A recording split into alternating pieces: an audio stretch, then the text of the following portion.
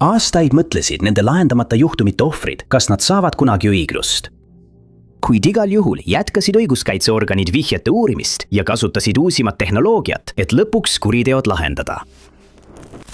Number 20. 6 aastat pärast juveelipoe röövi lahendas politsei selle lahendamata juhtumi, kasutades tõendeid 2 varasemast sissemurdmisest. Rööv toimus Sheppertoni Thomas Jewelersi poes 27. veebruaril 2010. Ööpimeduses murdis keegi Austraalias Victoria osariigis asuvasse poodi sisse läbi katuse. Varas lasti kõie abil poodi alla ja kasutas sama kõit ka põgenemiseks. Poe omanik saabus hommikul ja avastas, et üle $192 000 väärtuses ehteid oli kadunud. Turvakaamera salvestisi polnud ning politsei jäi nõutuks. Juhtum jäi mõneks ajaks soiku. 2014 aastal tuli juhtumis esimene suur läbimurre. Avalikustamata põhjustel sidus politsei selle kuriteo 2 teise rööviga, mis oli toimunud 5 aastat varem. 2005 aasta märtsis murdis varas sisse Sheppertoni tööobjektile. Röövi käigus varastati umbes $600 sularaha ja tööriistu. Varas lõhkus lahti müügiautomaadi ja võttis endale purgi Coca-Colat. Pärast joogijoomist jättis ta purgi maha ja põgenes rahaga. Järgmisel kuul toimus veel üks sissemurdmine, seekord ehitustarvete poes. Seekord kriimustas varas end aiaküües, jättes maha DNA tõendeid. 2 juhtumi DNA kinnitas, et need on omavahel seotud. 2014 aastal seostas politsei juveelipoe röövi varasemate juhtumitega. See seos ei lahendanud aga juhtumit kohe. DNA ei vastanud ühelegi andmebaasis olevale kirjale. Politseil tuli lihtsalt loota, et kurjategija tegutseb uuesti ja tabatakse teod. 2016 aastal sai politsei teada, et see oli juba juhtunud. Umbes samal ajal, kui need 3 juhtumit omavahel seostati, mõisteti 30-aastasele Alex William Laycockile vanglakaristus relvastatud pangaröövi eest. Karistuse osana andis ta DNA proovi. Võttis aega enne, kui proov esitati, kuid 2016 aastaks oli politsei ta seostanud nende 3 lahendamata juhtumiga. Selleks ajaks oli Laycock vanglast vabastatud ja oli oma elu korda saanud. Ta oli toime pannud röövid, et rahastada oma uimastisõltuvust, kuid oli suutnud neist vabaneda.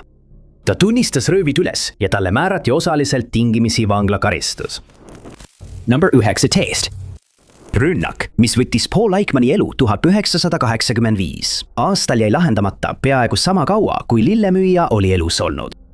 35 aastat pärast seda, kui tema surnukeha leiti üksildasel maanteel, paljastas kuriteopaigad leitud DNA tõend lõpuks, kes oli vastutav. Paul oli 35-aastane lillemüüja ja naise jäljendaja, kes elas kuriteo toimepanemise ajal Oklahoma City's. Sõbras sõnul oli ta homoseksuaal ja kohtus mõnikord meestega puhkepeatustes. Ta võttis aeg-ajalt peale ka hääletajaid. Tundus, et üks neist juhuslikest kohtumistest oli viinud kohutava lõpuni, kui Pauli surnukeha avastati 18. septembril 1985. Paul oli tol ajal sõitmas koju ühest klubist lähedal asuvast Tulsas, kuid ta ei jõudnudki koju. Selle asemel visati tema surnukeha maantee puhkeplatsi lähedale. Tal oli mitu haava, mis olid tekitatud terariistaga. Kuritegu uurinud politsei leidis Pauli surnukeha lähedal suitsukonid.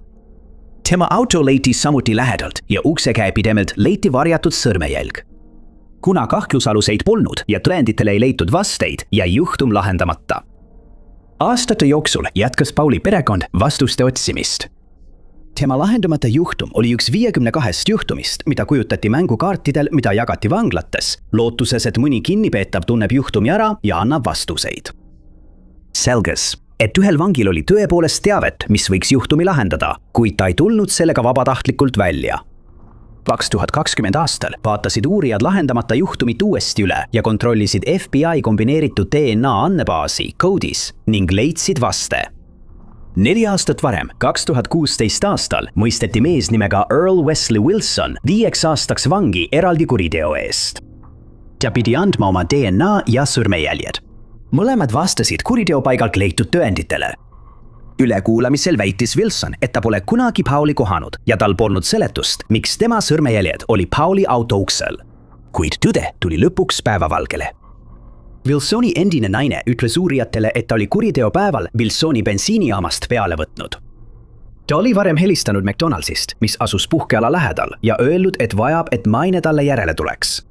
Kui ta kohale jõudis, oli Wilson kadunud, kuid helistas hiljem bensiinijaamast. Ta ütles, et oli saanud kellegagi hääletades sõidu, kuid juht tegi midagi, mis Wilsonile ei meeldinud, nii et Wilson ründas teda. Ta tunnistas, et ei tea, kas mees on veel elus.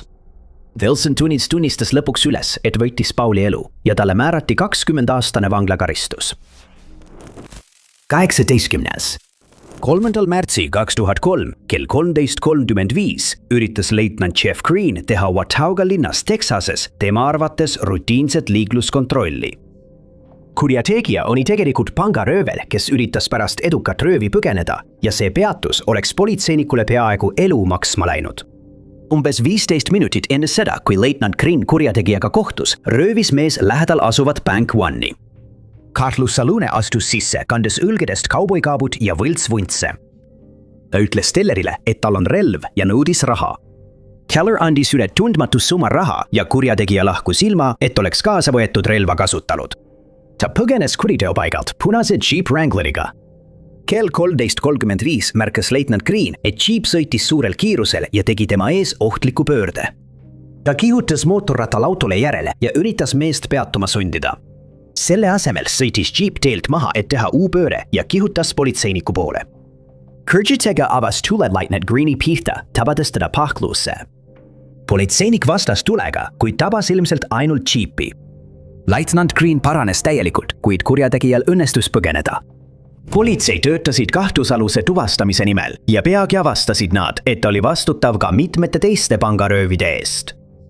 Tavaliselt kandis ta võltshabet ja vuntse ja mõnikord ka kuularit, kuigi see ei paistnud olevat kellegagi ühendatud. Mõnedel kuriteopaikadel jättis kurjategija maha DNA tõendeid, kuid need ei andnud vastet. Avaldati mitu üleskutset teabe saamiseks ning ühe röövi valvekaamera salvestisest avaldati ka stoppkaader. Politseile saadeti mitmeid vihjeid, kuid ükski neist ei aidanud nüüdseks külmaks jäänud juhtumit lahendada. Lõpuks pöördus politsei 2021 aastal geneetilise genealoogia poole, et proovida kuritegu lahendada. Selle tööriista abil suutsid nad kahtlusalusena tuvastada Mark Allen Longi. Long Ellis tol ajal Oklahomas ja politseinikud sõitsid osariiki, et proovida kinnitada, kas tema DNA kattub.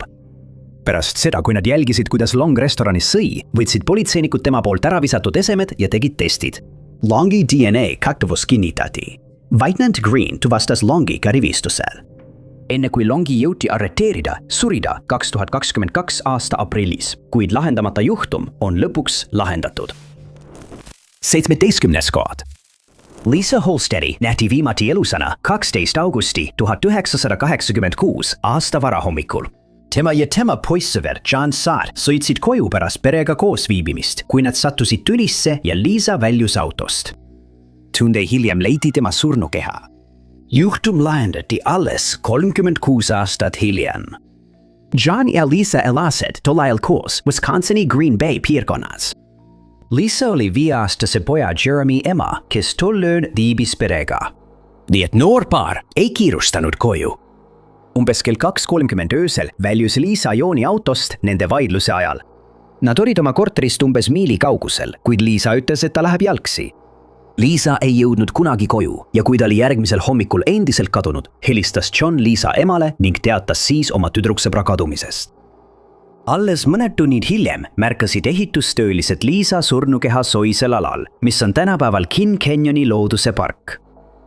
Tema surnukeha lähedal leiti rehvimärke ja hiljem avastati, et tema enda pluusi oli kasutatud tema tapmiseks. John oli alguses uurimise käigus kahtlusalune. Viis, kuidas nad lahku läksid, tundus kahtlane. John näitas pidevalt igasugust seotust juhtumiga ja kunagi ei olnud ühtegi tõendit, mis viitaks sellele, et tema võttis Lisa elu.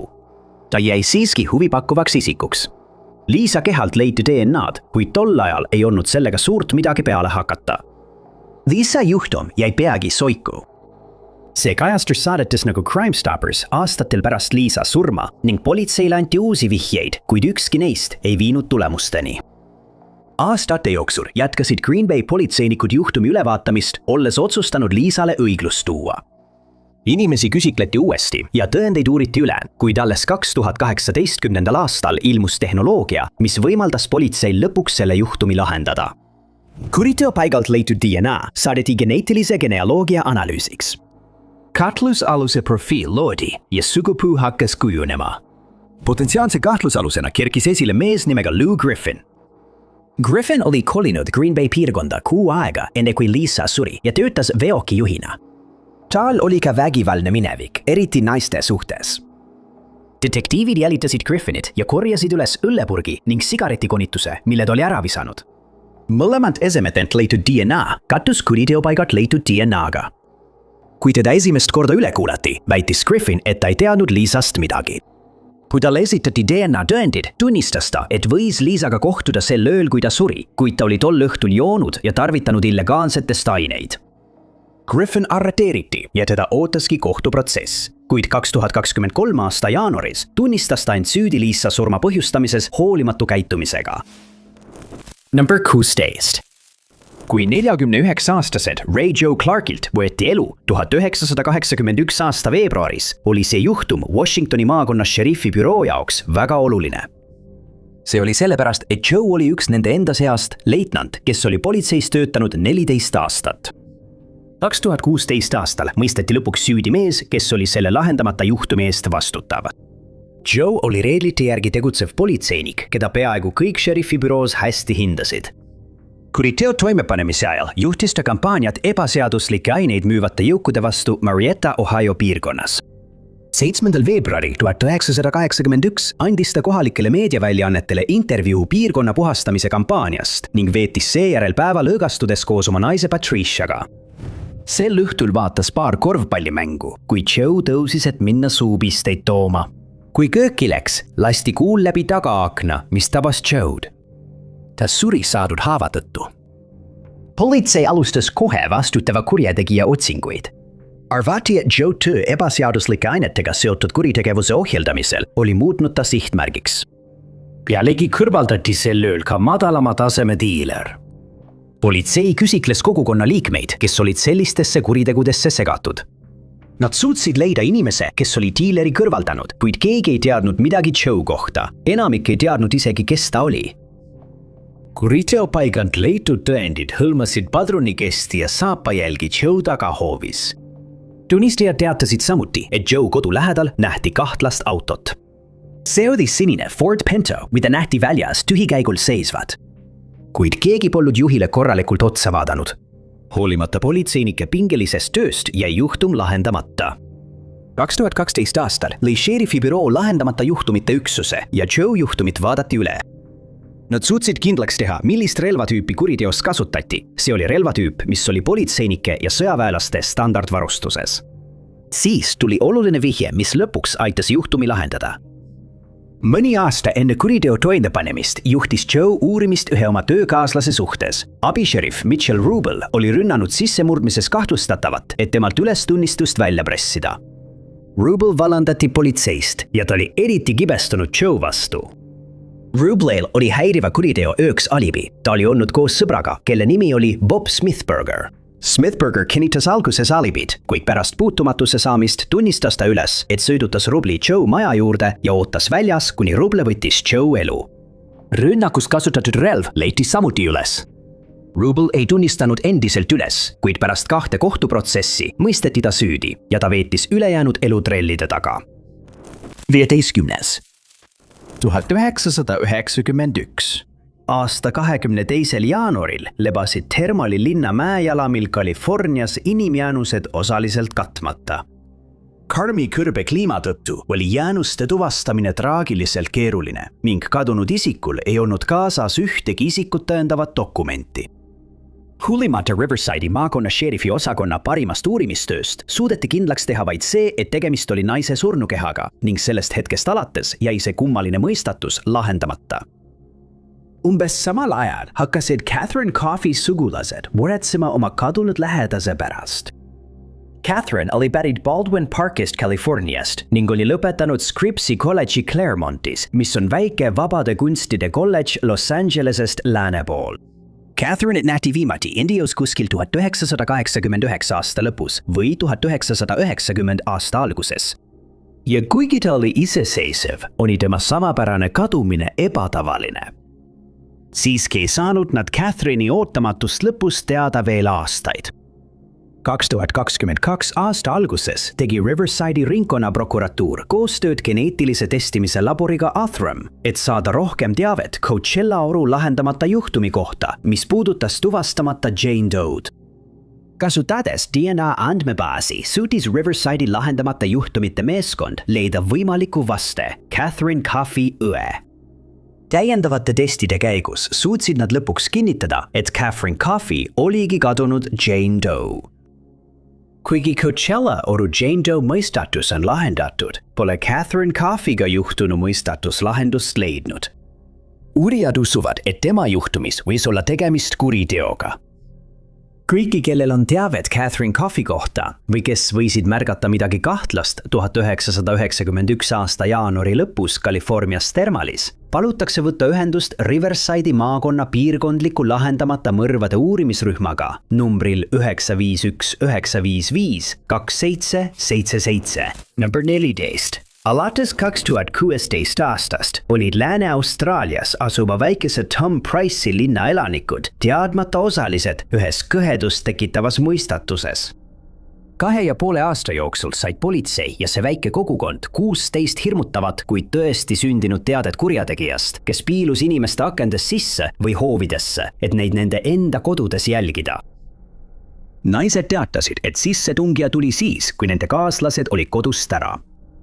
Vallalised naised näisid olevat eriti korduvate juhtumite sihtmärgiks. Mees näis kuidagi alati teadvat, millal nad üksi kodus olid. Mitmed elanikud rääkisid kallite videovalve ja turvakaamerate paigaldamisest. Aastaid jätkusid need juhtumid. Lõpuks klassifitseeriti need lahendamata juhtumiks, kuna tõendite puudumise tõttu ei õnnestunud süüdlast tabada. Lõpuks 2018 aasta suvel tuvastas üks tema sihtmärgiks olnud naistest selle isiku selgelt. See märkamine koos varasemate ohvrite ütlustega oli piisav tõend, et politsei saaks keskenduda endisele piirkonna elanikule Damon Bruce Gillespie'le. Tõsielu kuritegude raportite kohaselt suutis 47-aastane mees välja uurida naiste ajakavad ja sihtida neid siis, kui nad olid üksi. Kogu linn töötas ühiselt selle nimel, et hirmutav mõistatus saaks lahendatud. Oma kuritegude eest määrati Damonile tingimisi karistus koos 1 aasta intensiivse järelevalve ja nõustamisega. Number Callum Taste. 2021 aasta novembris korraldasid föderaalsed agendid reidi Brooklyni elukohta, et arreteerida Quashon Burtonit. Kuid kriminaalkahtlusalust ei leitud kusagilt ja peaaegu aasta vältel õnnestus tal uurijate eest põgeneda. Teda süüdistatakse selles, et ta varastas ligi $150,000 väga piiratud pandeemiaabiraha, mis oli mõeldud neile, kes kannatasid sulgemiste tõttu.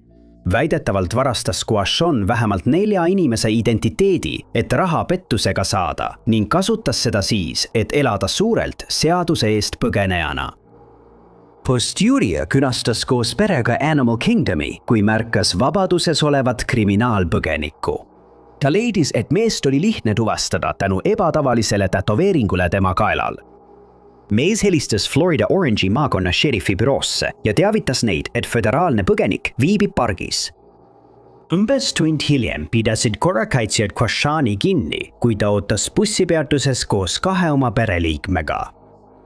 Teda süüdistatakse selles, et ta on viimase aasta jooksul kasutanud varastatud identiteete ning väidetavalt keeldus ta tunnistamast, kes ta on, isegi pärast seda, kui sõrmejälgede võrdlus kinnitas tema isiku.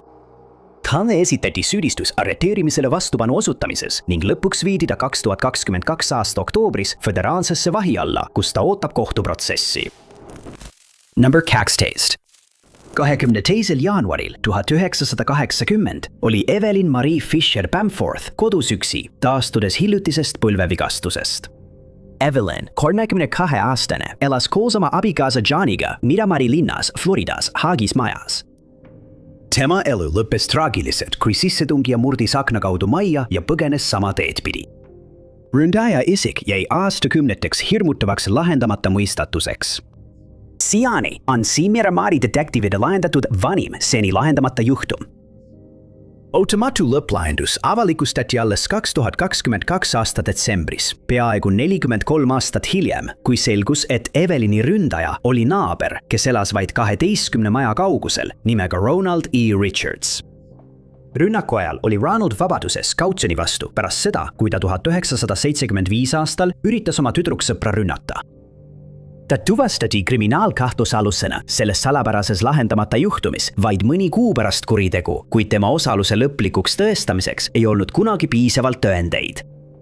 Siiski, tänu suurtele edusammudele DNA ekspertiisis suutsid uurijad 2022 aastal lõpuks Ronaldi süüd tõestada ja mõistatuse lahendada.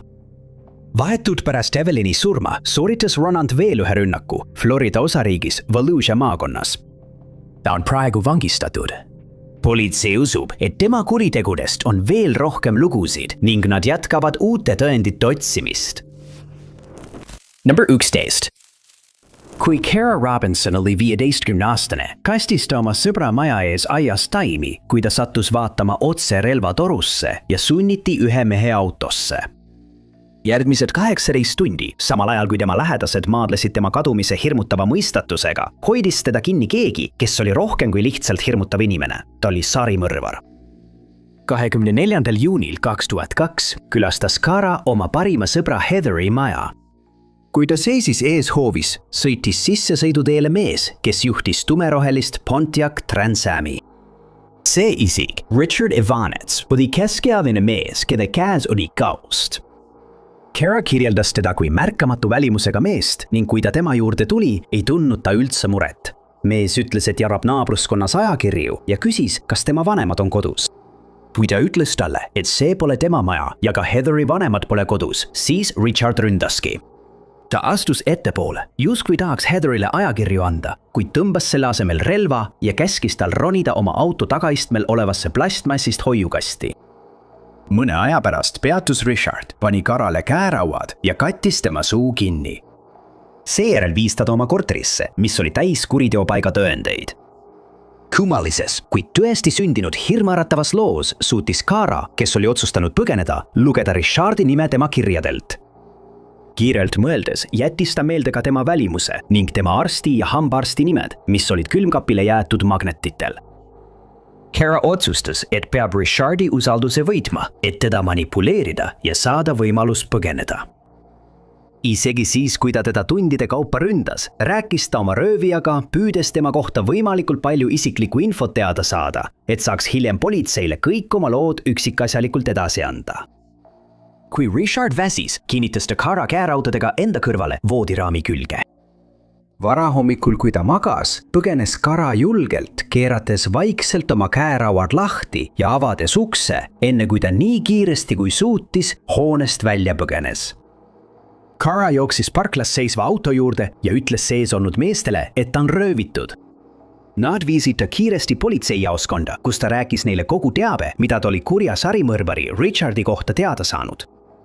Kui uurijad tema korterisse sisse tungisid, oli sarimõrvar juba õiguse eest põgenenud ja oli endiselt vabaduses.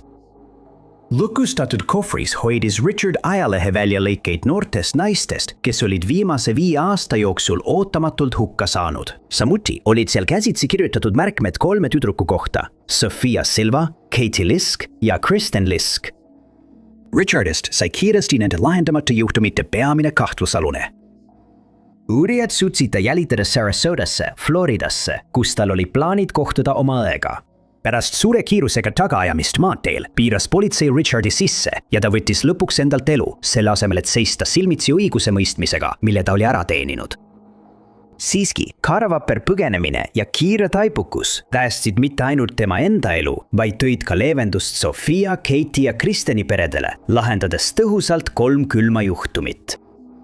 Täna on Kara esineja ja õiguskaitseasutuste uurija. Tema isikliku veebilehe andmetel usub ta, et jäi ellu ning kannab seda rasket minevikku selleks, et jagada lootust ja julgustust teistele ellujäänutele ning näidata neile, et nad ei ole oma tõelistes õuduslugudes üksi. Number 10.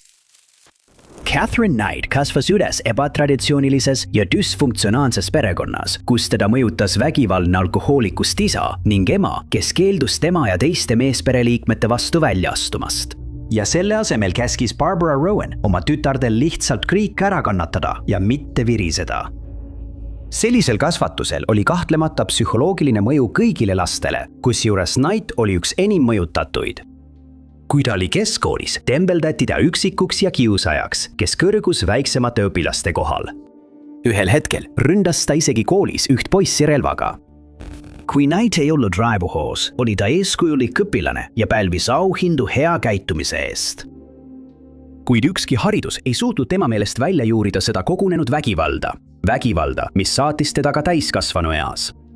Täiskasvanuna kolis Knight Uus-Lõuna Walesi Aberdeeni, kus teda tunti osava lihatöötlejana. Enamasti hoidis ta seda mainet, kuid oli tuntud ka oma erakordselt liikese närvi poolest. See raev avaldus tema esimeses abielus, kui ta tülis murdis oma abikaasa koljupanniga. Ta kasutas ka kääre teise partneri vastu. Hoiatusmärgid olid kõik olemas, kuid partnerid, kellega ta hiljem kokku sattus, ei pööranud neile tähelepanu. 1995. Aastal kolisid John Price ja Catherine Knight kokku. Price'il olid juba 3 last, kes näisid kohe tema uue tüdruksõbraga hästi läbi saavat. 3 aastat pärast nende suhte algust tekkis paaril tüli, kuna Price keeldus Knightiga abiellumast ning kättemaksuks salvestas Knight videole väidetavad esemed, mille tema partner oli töölt varastanud ja saatis salvestise tema ülemusele. Pärast 17 aastat seal töötamist vallandati ta. Samaan päeval piskas ta oma tüdruksõbra majast välja, kuid mõne kuu pärast alustasid nad suhet uuesti. Tüli taga ei lõppenud, mistõttu paljud Price'i sõbrad ei tahtnud temaga enam tegemist teha. Naabrid ja töökaaslased ei näinud sellist draamat ning keegi ei osanud seda ka oodata. Agent Knight oli vägivaldne ja ründas isegi oma partnerit terava esemega, mis viis lähenemiskeelu määramiseni. Vaatamata kõigele sellele leppisid nad taas ära. Aastaks 2000 oli Price alustanud uut tööd ja märtsis pidi kõik lõppema viimase dramaatilise sündmusega. Selle aasta 29. veebruaril ütles Price oma töökaaslastele, et kui ta järgmisel päeval tööle ei ilmu, peaksid nad politseisse helistama. 1. märtsi hommikul kell 6:00 muutusid naabrid murelikuks, nähes mehe autot endiselt sissesõiduteel ja kui ta tööle ei ilmunud, läksid töökaaslased teda otsima.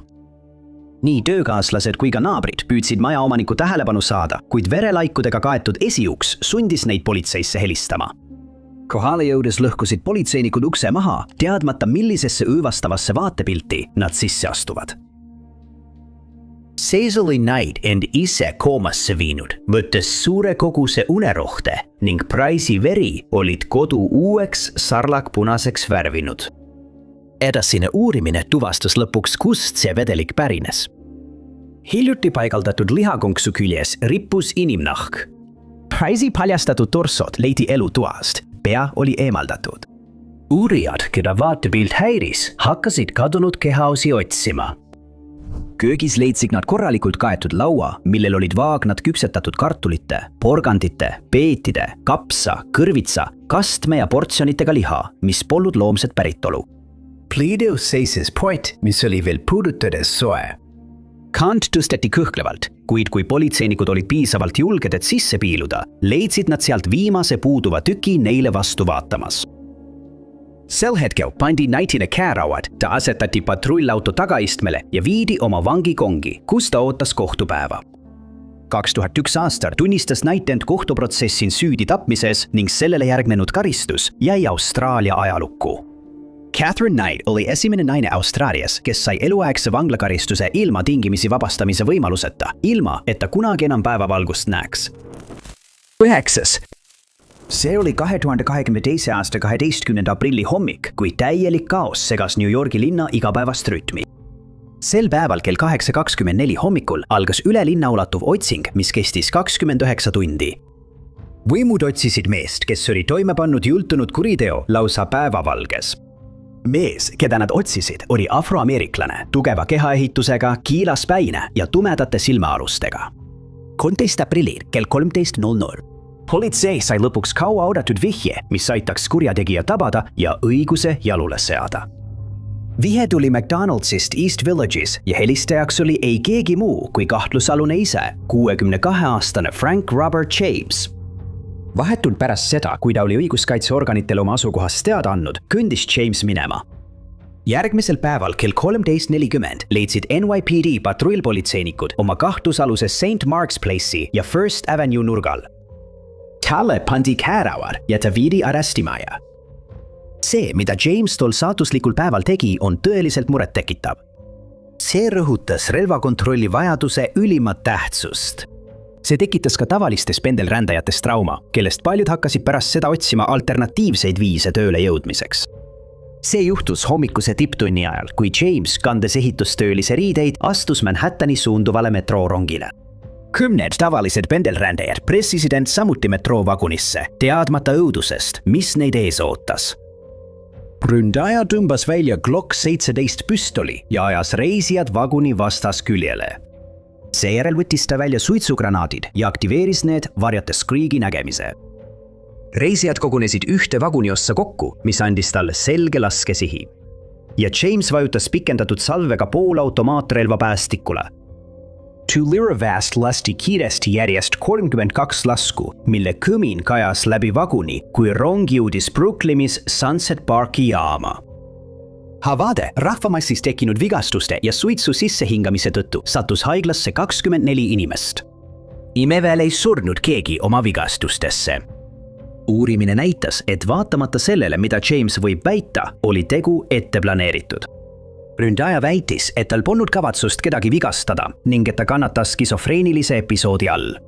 Kuigi tal on sellise diagnoosi ajalugu, viitavad Jamesi varasemad tegevused ja ka hilisem käitumine sellele, et see oli tahtlik. Lõpuks tunnistas James end süüdi 11 süüdistuspunktis, 10 üks iga 10 tulistamisohvri eest ja 1 tulirelvast tulistamise eest vägivaldse kuriteo käigus. Ta mõisteti seejärel eluks ajaks vangi. 8. Joachim Guzman, El Chapo, oli kunagi üks mõjukamaid kurjategijaid maailmas. Ta oli Sinaloa kartelli juht, mis oli 20. sajandi lõpu Mehhiko kõige kardetum kuritegelik organisatsioon. Guzman sündis ja kasvas üles vaeses ning eraldatud Sinaloa piirkonnas, mis on paljude kurikuulsate salakaubavedajate sünnivaid. Tema kuritegelik karjäär algas Guadalajara kartellis, mida tol ajal juhtis Miguel Gallardo. Guzmanil ei kulunud kaua aega, et kartellist tõusta ja kui see 1980-ndatel laiali läks, sai temast Sinaloa kuritegeliku organisatsiooni juht. Guzmani juhtimisel arendas see kartell välja tõeliselt leidlikke salakaubaveo tehnikaid ja äärmuslikke meetmeid. Üks selline meede oli konditsioneeritud tunnelite rajamine, mis kulgesid Mehhiko ja USA piiri all. Nad suutsid toimetada igasuguseid narkootikume üle Ameerika, peites neid tšillipiprapurkidesse ja tulekustutitesse. Selliste meetoditega sai narkootikume katapulteerida Ameerika Ühendriikidesse, võimaldades ebaseaduslike ainete kriisi tekkimist. El Chapo oli nii võimas, et temast sai oma impeeriumi juht isegi vangistuses olles. Ta arreteeriti 1993 aastal ja anti Mehhikole välja, kus teda süüdistati mõrvas, kuid ta mõisteti selles õigeks. Küll aga tunnistati ta süüdi narkokaubanduses ja tulirelvade omamises, mille eest määrati talle 20-aastane vanglakaristus maksimaalse turvalisusega vanglas. Korruptsioon võimaldas Guzmanil osta altkäemaksuga endale ulatuslikke vabadusi ning vangivalvurid olid rõõmuga nõus sellele kaasa aitama. Bethune Puris, mis teda vangistas, juhtis El Chapo oma impeeriumi ning 1995 aastal nimetati ta Sinaloa kartelli juhiks. 2001 aastal, olles kandnud 8 aastat oma karistusest, põgenes kurjategija vangivalvurite abiga. 21. sajandi alguseks arvati, et Guzman vastutab narkootikumide eest, mida veeti Kolumbiast ja Mehhikost Ameerika Ühendriikidesse. Uurimisaruannete kohaselt oli ta ka nende illegaalsete ainete suurim salakaubavedaja. Mõned uurimised viitavad sellele, et Marco Baroni aastane tulu oli hinnanguliselt $3 miljardit. Guzman sai nii kuulsaks, et tema staatus tõusis lausa folkloori tasemele. Teda ülistati ja peeti kangelaseks, kuid Ameerika Ühendriikide valitsusel polnud temast sellist arusaama. Nende jaoks oli ta avalik vaenlane, kelle tuli kinni võtta. Aastaid suutis ta vahistamist vältida, kuigi ta oli kuulutatud prioriteetseks sihtmärgiks ja isegi $5 miljoni suuruse pearaha eest, mis oleks viinud tema vahistamiseni. Kogukond vaikis, võimaldades kartelli tegevusel jätkuda, kuni ta lõpuks 2014 aasta veebruaris taas kinni peeti. Ta oli varjunud ja tema jälile jõuti DEA ja Mehhiko merejalaväelaste nädalaid kestnud operatsiooni käigus. Seekord paigutati ta Altiplano vanglasse, mis on samuti kõrge turvalisusega asutus. Kuid 2015 aasta 11 juuli ööl põgenes ta taas. Seekord ei pidanud ta valvureid andkemaksuga ära ostma, vaid põgenes hoopis läbi šahti, mis asus tema kongi duši all. Šaht viis 1 miili pikkusesse tunnelisse, mis lõppes ehitusplatsil. 6 kuud kestis taas El Chapo jälitamine. Ja 2016 aasta jaanuaris tabati ta lõpuks tulevahetuse käigus ning ta anti välja Ameerika Ühendriikidele, kus talle esitati süüdistused erinevates kuritegudes. Talle mõisteti süüdi narkokaubanduses, rahapesus ja mõrva vandenõus. Tema kohtuprotsess algas 2018. aastal ja 2019. aastaks mõisteti ta süüdi ning talle määrati eluaegne vanglakaristus, kus tal ei õnnestu enam kunagi põgeneda. Number 7. 2020 aastal sai 54-aastane Metropolitan Police'i seersant Matt Ratana, kes oli pensionile jäämas, surmavalt haavata. 25. septembril peeti 23-aastane Luis de Souza kinni kanepi omamise eest. Politseinikud ei märganud tema juures peidetud antiikset Colti revolvrit ja laskemoona. Huna Croydoni Windmill Roadi arestimajas puudusid metallidetektorid, sai de Souza relvad sisse viia. Teise läbiotsimise ajal, kui ta oli käeraudades käed selja taga, tõmbas de Souza välja revolvri ja tulistas, tabades Ratanat südamesse ja kopsu. Teine lask tabas Ratana jalga. 4. lask tabas de Souza kaela, põhjustades ajukahjustusi. Mõlemad viidi haiglasse, kuid Ratana suri, mis tähistas esimest Briti politseiniku surmaga lõppenud tulistamist alates 2012 aastast. Uurimised näitasid, et de Souzal oli kaenla all peidetud kabuur, mille arreteerinud politseinikud jätsid märkamata. Politsei usub, et ta tõstis revolvri politseibussis oma kätte. 2020 aasta novembris arreteeritud de Souzale esitati järgmise aasta juunis süüdistus tapmises. 2023 aasta aprillis tunnistas ta end süütuks, väites, et tal on Aspergeri sündroom ja tal oli ülekoormushoog. Pärast Northamptoni kroonikohtu kohtuprotsessi mõisteti de Souza siiski süüdi ning talle määrati eluaegne vangistus ilma vabastamisvõimaluseta, mis on mõeldud kõige raskemate kuritegude eest, kuna tuvastati kuriteo põhjalik planeerimine ja ettekavatsetus. Hiljem esitas ta apellatsiooni, kuid see lükati tagasi. Number 6. Sündinud Brooklynis 1960, kavenenud aastal reklaamijuhi isa ja tantsuõpetajast ema perre, Keith Rainier ei järginud kumbagi neist. Pärast pere kolimist Suffern'i New Yorgis paistis Keith Rainier silma teaduse ja matemaatika alal ning jätkas kõrghariduse omandamist kolledžis. Pärast kolledžit asus Keith Rainier tööle arvutiprogrammeerija ja konsultandina, enne kui ta lõi oma ettevõtte nimega Consumer Byline. Kui regulaatorid seda ettevõtet uurisid, avastasid nad, et tegemist oli püramiidskeemiga ning Keith Rainier pidi maksma trahvi. 8 aastat hiljem, 1998 aastal, asutas Keith Rainier Executive Success Programsi, mis hiljem sai tuntuks nimega Nexia, ettevõte, mida hiljem seostati vägivaldsete kuritegudega. Programm algas eneseabijuhtide koolitusena, kuid sellest sai kiiresti midagi palju häirivamat. Ettevõtte sees oli peidetud allrühm nimega Dominus Obsequius Sororium ehk DOS, salajane kultus, kus Keith Rainier esines eneseabikuruna ja nimetas end Vanguardiks. Need, kes ettevõttega pahaaimamatult liitusid, sattusid Rainieri manipuleerimise ja kontrolli alla ning said lõpuks tema järgijateks. Salajane ühing viis läbi naiste märgistamist, kus guru kirjutas oma initsiaalid nende kehadele. See tegu ise rõhutas vaid selliste kultusorganisatsioonide ohtlikkust. Võimu kuritarvitamine, manipuleerimine ja väärkohtamine olid peidetud enesetäienduse sildi alla, kuid keegi ei aimanud, millistesse õudustesse nad satuvad. Lisaks kummalisele nõudele lasta end märgistada, sunniti naisi ka salvestama valesid ülestunnistusi ja andma organisatsioonile paljastavaid pilte, mida saaks kasutada väljapressimiseks, kui nad otsustavad vilepuhujaks hakata. Järgnevatel aastatel meelitati erinevas vanuses naisi sekti, kellest paljusid kaubastati ja sunniti tegema tegusid, mida Vanguard soovis.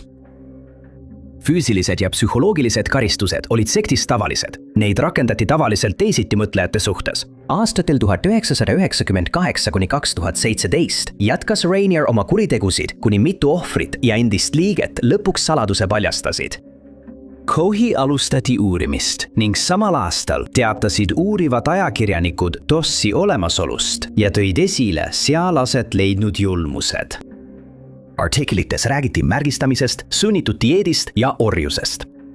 Avaliku pahameele järel alustati ametlikult kriminaaluurimist ning see algatati Nexia ja Rainieri vastu. Alguses eitas Kuru selliseid süüdistusi ja tal õnnestus põgeneda Mehhikosse, mis takistas uurimist. Kuid võimud suutsid ta siiski üles leida ning 2018. aasta märtsis võeti ta lõpuks vahi alla. Edasine uurimine, mis põhines ohvrite ja endiste liikmete ütlustel, viis tõsiste süüdistusteni Rainieri vastu. Tema vastu esitatud süüdistuste hulka kuulusid inimkaubandus, inimkaubanduse katse, inimkaubanduse vandenõu, reket, reketi vandenõu, elektroonilise pettuse vandenõu ja sunnitöö vandenõu. Järgmiseks aastaks, juunikuuks, mõisteti Rainier kõigis punktides süüdi ning tema kohtuprotsessil avalikuks tulnud üksikasjad lisasid juhtumile veelgi õudust. Ta saadeti eluks ajaks vanglasse ja ei näe enam kunagi päevavalgust. Number 5. 1980. aastal mõrvati Beatlesite kaasliider John Lennon 8. detsembril oma Manhattani kortermaja ees.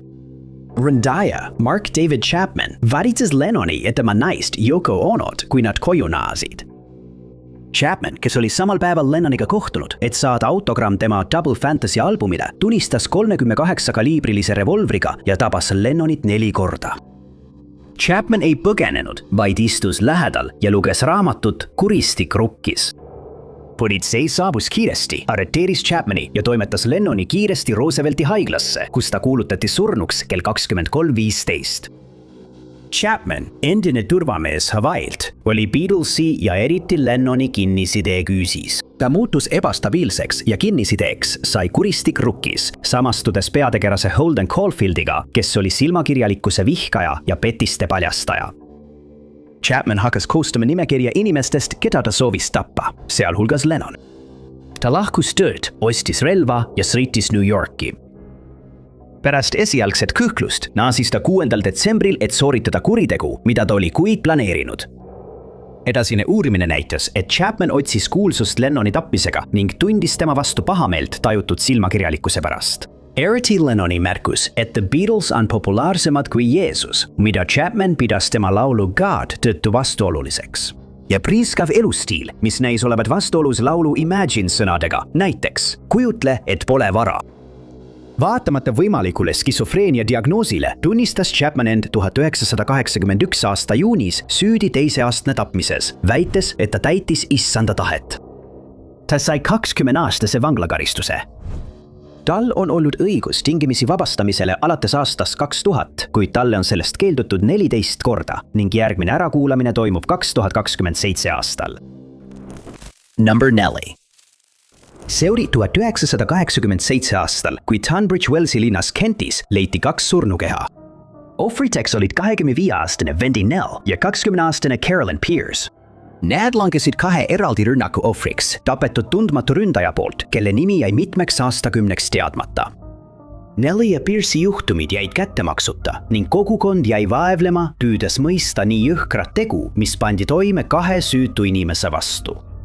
Kuna puudus kaasaegne tehnoloogia, pandi sündmuskohalt võetud DNA-proovid lihtsalt hoiule, lootuses, et need kunagi kurjategijaga seostatakse. Alles 2020 aastal paljastati maailmale see maniak, kuid enne seda jõudis ta toime panna veel rohkem õudusi, mis kujundasid tema kuvandi ja andsid talle hüüdnime surnukuuri koletis. 2007 aastal leiti lahendamata juhtumi ülevaatamisel, et kurjategija DNA kattus mõlema kuriteopaigaga. See viitas sellele, et need 2 eraldiseisvat rünnakut olid tegelikult seotud ühe ründajaga. Sellest läbimurdest hoolimata jäi selle DNA omanik teadmata kuni 2020 aastani. Kui 3 aastakümmet vana juhtumit hakati uuesti uurima, tuli lõpuks päevavalgele mees, kes kõige taga oli. 2020 aasta detsembris pandi 67-aastane David Fuller käeraudadesse ja viidi vangikongi. Ei läinud kaua aega, kuni ta tehti kindlaks, et just tema tappis need 2 naist 1987 aastal. Keegi ei teadnud seda tol ajal, kuid see juhtum pidi muutuma palju häirivamaks. Fuller ei tapnud mitte ainult neid 2 naist, vaid ta oli vastutav ka mitmete teiste jõhkrate kuritegude eest, mida ta pani toime 12 aasta jooksul ning salvestas need teod, mida hiljem tema vastu kohtus kasutati. Nende 12 aasta jooksul töötas Fuller elektrikuna 2 erinevas haiglas, Kent ja Sussexi haiglas, mis asub Tunbridge Welsi linnas, ning Tunbridge Welsi haiglas endas. Mõlemas haiglas anti Fullerile ligipääsukaart, mis võimaldas tal siseneda ükskõik millisesse ruumi, kuhu ta soovis, sealhulgas surnukuuri. Surnukuurist sai kuriteopaik, kus Fuller pani toime järgmised 101 kuritegu nende naiste vastu, kes sinna sattusid, ning ükski vanusegrupp ei pääsenud. Häiritud haigla elektrik liikus laibalt laibale ohvrite juurde, kes olid surnud õnnetustes, operatsioonisaalis või lõppstaadiumi osakondades, rünnates neid ja tekitades kirjeldamatut õudust suletud külmkapi uste taga. Lahanguruumis ei olnud turvakaameraid, et säilitada patsientide väärikus. Vähemalt selline oli kavatsus. Õnneks polnud Fulleri kuritegude süüdimõistmiseks vaja valvekaamera salvestisi, sest tema kodus Heathfieldis asuv arvuti kõvaketas oli piisavaks tõendiks. 818 051 pilti ja 504 videot tõid esile tema kuritarvituste ulatuse ning tema lakkamatu huvi naiste väärkohtlemise ja tapmise vastu. Morgie Coletis, 71-aastane, istub nüüd koos Michael Stone'i ja Owen Cousinsiga kongis ning ükski neist ei näe enam kunagi päevavalgust. 3. Vaiksel esmaspäeva hommikul, vahetult enne kella 10, 2023 aasta mais, kutsuti hädaabiteenistused Daltonisse laastavale sündmuskohale. Kohale jõudes lebasid kodus 2 surnukeha, kellel oli mitu vigastust ja kes ei liikunud. Parikese tuvastamine ei võtnud palju aega. Need olid 25-aastane Stephen Harnett ja 27-aastane Katie Higdon, paar, kes oli hiljuti hakanud kohtamas käima. Samal kinnistul olid ka 4 Katie last, kes kuritegu ei näinud, kuid tõenäoliselt kuulsid tõenäoliselt toimuvat, kui nad hirmunult peidus olid. Kuna otseseid kahtlusaluseid polnud, pöördus politsei avalikkuse poole teabe saamiseks, lootes, et keegi annab endast märku. Lahangud paljastasid ohvrite raske ja vapra võikluse. Katie sai oma kehale 99 haava, neist üle 20 olid suunatud tema näole, igaüks tekitatud teritatud relvaga. Stephenile tekitati 24 haava ja ta jäeti koos oma kaaslasega nende tõttu surema. Möödus mitu päeva, enne kui politsei jõudis võimaniku kahtlusaluseni ja võttis ta vahi alla, kui uurimine jätkus. Juhtumi arenedes tuli päevavalgele häiriv ja raivukas topeltmõrv. See oli Kati endine poissõber, kes köitis detektiivi tähelepanu. 35-aastasel Marcus Osborne'il oli koduvägivalla ajalugu, eriti oma esimese ohvriga. Ta oli vabastatud kautsjoni vastu vaid paar päeva enne mõrvade toimepanekut. Kõige häirivam osa kogu sellest loost oli see, et ohver oli politseile öelnud, et Osborne ähvardas ta elu võtta. Ja sel päeval, just siis, kui ta naasis koju kinost kohtingult, juhtuski täpselt see. Halastamatu ründaja tungis jõuga Huddersfieldi koju, ründas Katie't ja võttis talt elu. Seejärel kasutas ta tema telefoni ja Snapchati kontot, et meelitada järgmine ohver sündmuskohale. Stephen tapati ootamatult ja tapeti vaid mõne sekundiga. Väidetavalt ütles Osborne seejärel, et Romeo ja Julia võivad nüüd koos surra. Oli selge, et teda haaras kontrollimatu armukadeduse hoog.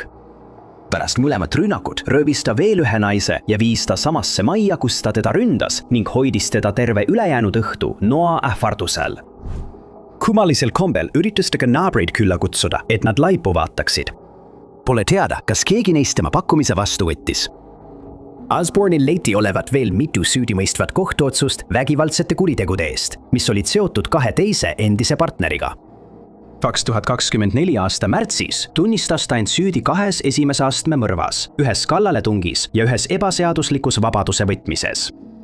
Kohtuprotsess toimus Leedsi kroonikohtus, kus talle määrati eluaegne vanglakaristus ilma võimaluseta pääseda kunagi välja trellide tagant, mis nüüd tema ohjeldamatut vägivalda vaos hoiavad. Number 2. 2012 aasta 20 juuli südaööl toimunud filmi Pimeduse rüütli taastulek linastusel Colorado osariigis Aurora linnas Century 16 multiplexis sisenes 24-aastane James Holmes teatrisaali number 9 läbi hädaväljapääsu. 30 minutit pärast filmi algust viskas maskis ründaja, kes kandis kaitseriietust, suitsugranaadid, et nägemist takistada ning avas seejärel tule. Tal oli mitu relva, sealhulgas 12-kaliibriline Remington 870, Smith & Wesson M ja B15 ja 0,40 kaliibrine Glock 22. Rünnaku käigus lasti välja 76 kuuli, mis võtsid elu 12 kinokülastajalt ja raskelt vigastasid veel 70 inimest. Šokeeritud politsei pidas Holmesi sündmuskohal kinni, kus ta väidetavalt väitis end olevat jokker ja hoiatas oma korteris olevate lõksude eest. Pärastpoole avastasid lõhkekehade üksused korterist suure hulga lõhkeseadeldisi, mis olid ühendatud traadistatud lõksudega ning mille plahvatamisel oleks hävinenud nii korter kui ka ümbritsevad eluruumid. Viimase 60 päeva jooksul ostis Holmes 4 tulirelva ja 6000 padrunit, mis rõhutab kuriteo ettekavatsetud iseloomu. 2-aastase uurimise ja kohtuprotsessi järel, mis lõppes 7. augustil 2015, pääses Holmes surmanuhtusest, kuna vandekohus ei jõudnud üksmeelsele otsusele. Selle asemel mõisteti talle 12 eluaegset vanglakaristust ja lisaks 3318 aastat vangistust ilma võimaluseta tingimisi vabastamiseks, kuna seda peeti tol ajal USA kõige surmavamaks tulirelvaga seotud sündmuseks. Number 8. Joanne Denny, kes kasvas üles Harpendenis ja unistas advokaadiks saamisest, hakkas teismelisena koolist poppi tegema ja tarvitas uimasteid. Põgenes lõpuks vanema mehe John Trainoriga, kellega tal sündisid lapsed Milton Keynesis. Nende suhe muutus tormiliseks tema arvukate afääride, sagedaste äraolekute ja kasvava vägivalla tõttu. Sealhulgas kandis ta pistoda ja avaldas soovi tappa. Trainor põgenes koos nende lastega 2009. aastal, mis viis Denny kokkupuuteni kriminaalõiguse ja vaimse tervise süsteemidega. 2012 aastal diagnoositi Dennyl antisotsiaalne isiksushäire ja muud psühhiaatrilised häired, mille tulemusena muutus ta vägivaldseks ja ettearvamatuks. 2013 aasta 19. kuni 29. märtsini toimunud 10-päevase tapmishulluse käigus pussitas ta Peterborough's surmavalt 3 meest. Kinnisvaraarendaja Kevin Lee, kellega tal oli romantiline suhe, Poola kodanik Lukas Laboszewski ja tema majakaaslane John Chapman. Kravitapjaks hüütud Denny arreteeriti 2. aprillil 2013 ja mõisteti süüdi sama aasta novembris. Lisaks 3 mõrvale esitati talle 2 mõrvakatsesüüdistust, kuna ta ründas juhuslikult 2 meest Herefordis, kuriteod, mida ta ise nimetas sõltuvust tekitavaks ja lõbusaks. Ta tunnistas end Kriegis süüdistustes süüdi, mööndas, et sihtis teadlikult mehi ja väidetavalt kavatses meelelahutuseks võtta elu vähemalt 9 inimeselt. Vaatamata oma vaimsetele häiretele mõisteti Denny Old Bailey kohtus kogu eluks vangi ilma vabastamisvõimaluseta, mis tähendab, et ta ei vabane kunagi. Temast sai 3. naine Ühendkuningriigis, kes on selle karistuse saanud. Ta on praegu vangistatud Low Newtoni vanglas. Aitäh teile, et vaatasite! Kui teile see video meeldis, siis kindlasti vajutage meeldib luppu. Ärge unustage ka tellida ja vajutada teavituskella, et olla kursis kõigi meie tulevaste üleslaadimistega. Aga minu nimi on Top 5 Unknowns ja kohtume järgmises videos.